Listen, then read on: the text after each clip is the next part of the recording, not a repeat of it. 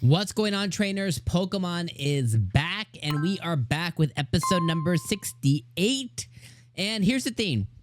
Here's the thing, my friends. Here's the thing. Also, you guys see my shiny Rowlet back there? Look at that. Boop, boop. Okay, here's the thing. Next week is going to be fire, but this week was just a very transitional episode.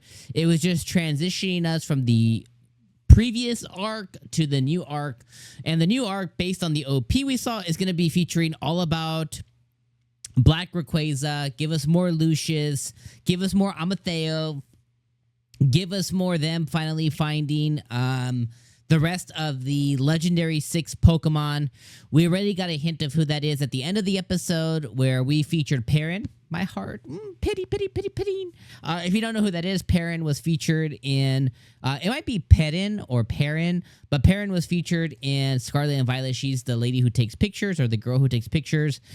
We saw her in standard Scarlet and Violet. We saw her in 𝐜𝐴T𝐚𝐧𝐬𝐭. We saw her in Indigo Disc, or Blueberry Academy, and she played a role pretty much throughout the whole entire game of sending us on missions all over the Paldean region and all over Scarlet and Violet. She's one of my favorite experiences in the game. She'll have you go and do a bunch of different crazy things in 𝐜𝐴T𝐚𝐧𝐬𝐭, in the lingering woods, or whatever the woods are there, with the really cool Legends of Arceus music, or Arceus music. And she sends you on a really cool mission to go get the new legendaries, or the new forms of legendaries in Area 0 in Indigo Disc. So she's awesome, and she's back next episode.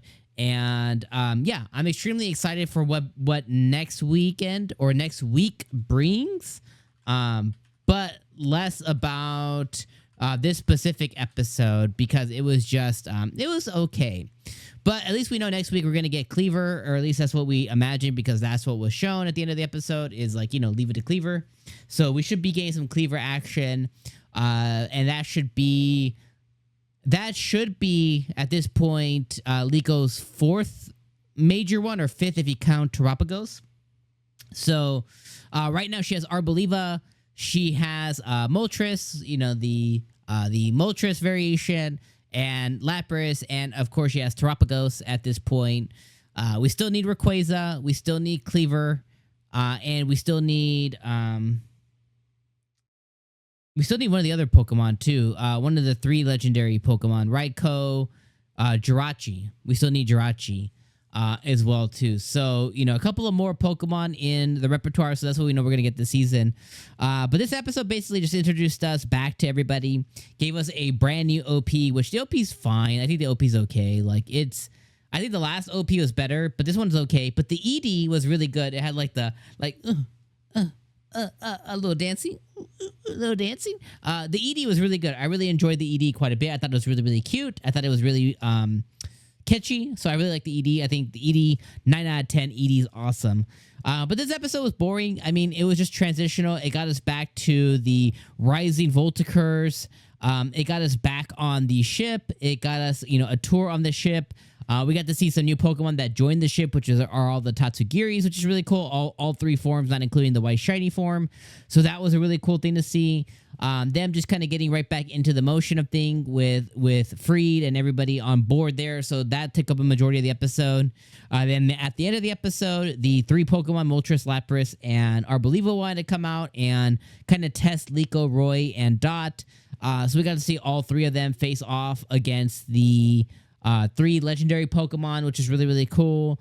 But the fights were whatever, and everything was whatever, pretty much. I think Liko probably stood out the most, but for whatever reason, it was grass versus grass. But regardless, she got tested at the end of the episode.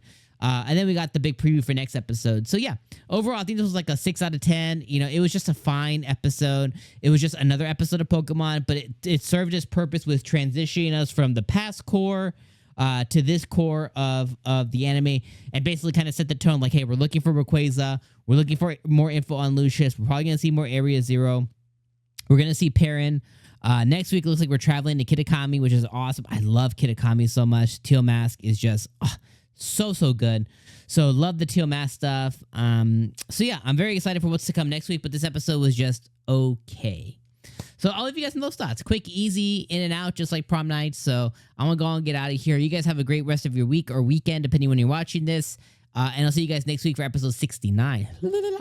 You didn't see what happened behind the microphone. But I'll see you guys next week for episode 69 of Pokemon Horizons. Peace.